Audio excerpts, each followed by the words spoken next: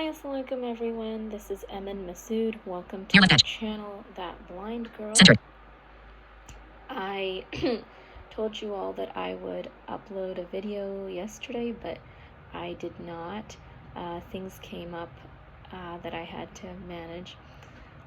Today's video will be the last video that I will put into the That Blind Girl Gives Her Intro playlist. Today's video focuses basically on the years after I gained my U.S. citizenship until the present. So that's basically the last 2 years of high school and then higher education and then now. So the last 2 years of high school I spent along with a lot of my other high school friends in prepping for college. I took a lot of honors and AP and IB courses, and in a lot of these classes, my classmates, obviously who were not blind, had to spend a lot of time doing the coursework, and with me I had to use Braille, and so it took even longer, and so that was a little bit of a stressful time, especially in the beginning of 12th grade, when I also had to balance schoolwork with college apps, with college applications. One thing that was additionally difficult when I was doing college apps is that my screen reader in those days did not always interact, didn't always read everything on college websites, so I had to really get a lot of help for that. Screen readers are better now, and websites are more, website creators are also more in the know about how to make more accessible websites. But at that time, that was an additional difficulty. And then once I got my once I was able to send my college apps, then contacting the disability services departments of those colleges and universities was another additional task that I had to do, that my classmates, at least not all of them, had to do, and that a lot of high school students don't have to do. As a person with a disability, though, I think it's very important to contact those departments beforehand, because then there are no surprises for you. There's no surprises for the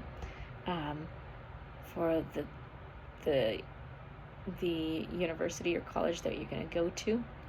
The other two institutions were the SAT and ACT administering institutions. For that, I didn't really have to worry about too much, because the special education, my special education teachers took care of that, and my high school also helped with that, so I didn't really have to worry too much about that. And so I was able to get the tests in Braille and with extended time. But so anyway, when I finally got accepted to several places for college, I decided to go to UCR, to University of California, Riverside. So I contacted their department and told them that I was accepted, and then they started a file for me very early. One thing for me, and like a lot of people going Near left edge. off to college Center. feel this, because I was going to live in the dorms, and so emotionally I was really like a little disturbed at first because I had never lived day and night without my family, One face center. with the exception of twice when I went for some blind specific training.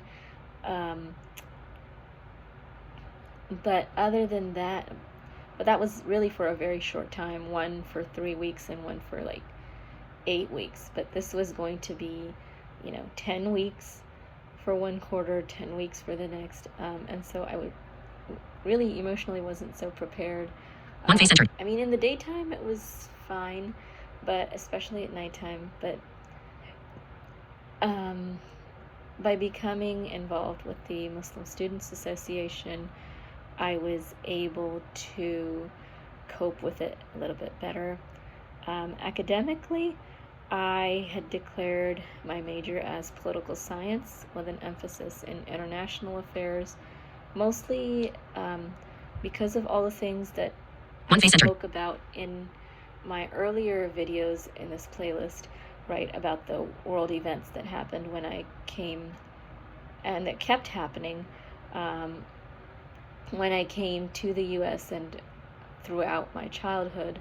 So those events really got me interested in international affairs, basically world politics. And so I chose that for my major to understand, all the things that had happened, and to kind of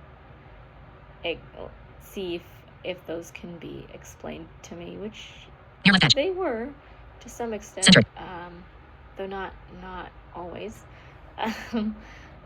because sometimes, well, they could explain the events, but not necessarily so much like the impact, that those events had on my life. I had to sit down and explain that to myself, and I'm still trying.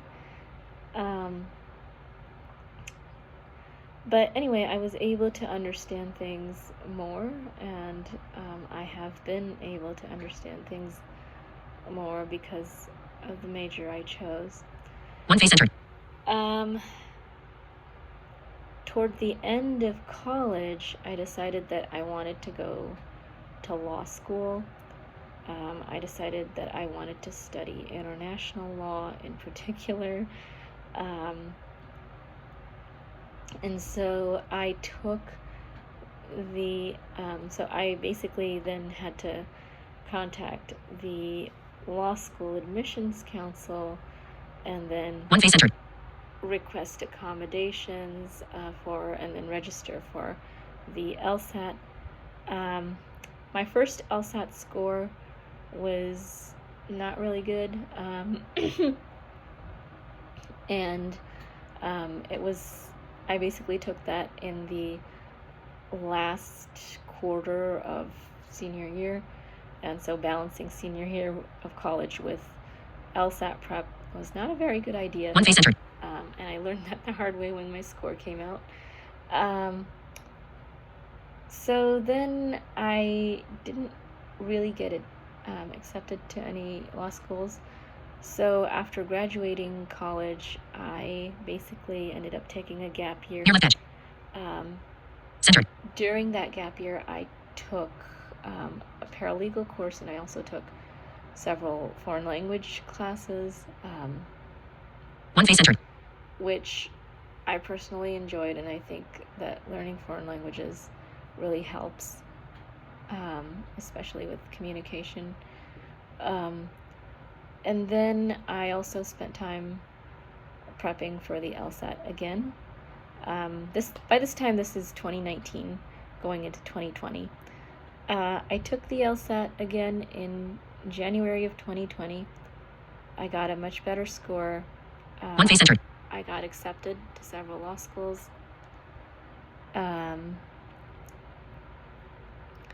I chose to attend the University of San Diego. By this time, COVID had hit, and so had the lockdown, and so I started law school along with my other law school classmates remotely. That was a little bit, that wasn't so difficult, the remote part. The one thing was that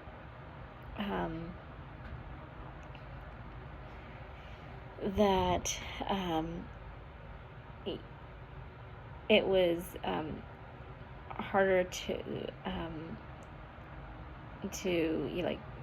form more relationships. From that experience, I learned that it's not so hard because I was able to form some friendships, which have continued to today. And then this was really the first time when I got to read so much, much more than even college. That and like I said, using a screen reader or Braille to read takes much longer than just skimming the words with one's eyes. And so the first year of law school, I really struggled with managing school and my social time and free time.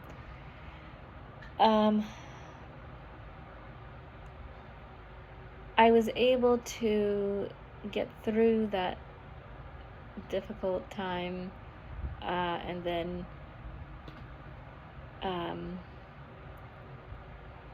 in 2021 law school resumed in-person instruction, and so for that I had to move from my parents' house in Moreno Valley, California to San Diego, and getting an apartment for the first time was another challenge because I had to navigate all the lease terms and everything, and of course my family was a little anxious about me living alone, but luckily I found some roommates, which I found was not only useful but also affordable, and those roommates actually became some very good friends of mine, that I'm very thankful for their friendship. And they weren't law students, but they were very supportive of me during my law school years. Those 2 years that they spent with me were really, really good years. I think that along with, and that was the year that I really began to study international law as I had hoped for. And one thing that also happened at the end of my second year of law school is that I got a scholarship to study abroad, and then I went to London. And navigating a big city like that with my blindness, and basically being able to do that within basically I was only there for a month, and I had to learn how to get from the dorm where I lived to the law school there, and I think I was able to do that in about a week and a half, and so the rest of the month was reasonably smooth. I always got there a little bit after everyone else, but I think I was able to manage that. And then in 2023, I graduated from law school, and I have taken the bar exam, California Nearby bar edge. exam, Near left edge. about Center. well, One face center. this summer was my third time. One thing about this exam is that, like all other exams, I had to register. I not only had to register, but also like request accommodations, so like Braille and other accommodations, and that of course takes time. It also takes several visits to the doctor. One face center. The other test that I've registered for was the MPRE, the Multi-State Professional Responsibility Exam. For that test, anyone requesting accommodations for that test needs to be prepared to answer questions about disability history, accommodations history. One face center. All the way back from elementary school to law school and the bar exam. So that's just one thing that Near left edge. people with disabilities Center. need to be prepared for, and that I wasn't prepared for, but I think I was able to manage it. And that brings me to date. One face center. These days, like applying for jobs and things, like everyone else, has its challenges. A lot of prospective employers do have questions about my disability. They also have questions about whether I will be able to perform things on time and One face center. accurately. It's a little bit of hard work to convince them of it. But every day is a new day, and I try to see what I can do to help their understanding, to help my understanding, and hopefully to help all of your understanding. Anyway, thank you One face center. for your support once again, and definitely if you liked today's video, feel free to like and share, and feel free to subscribe to my channel and watch other videos in this playlist and in the other playlist. One face center. I will see you all next time. Until then, thank you. Face center. 18 minutes, 32 seconds. Stop recording video. Button.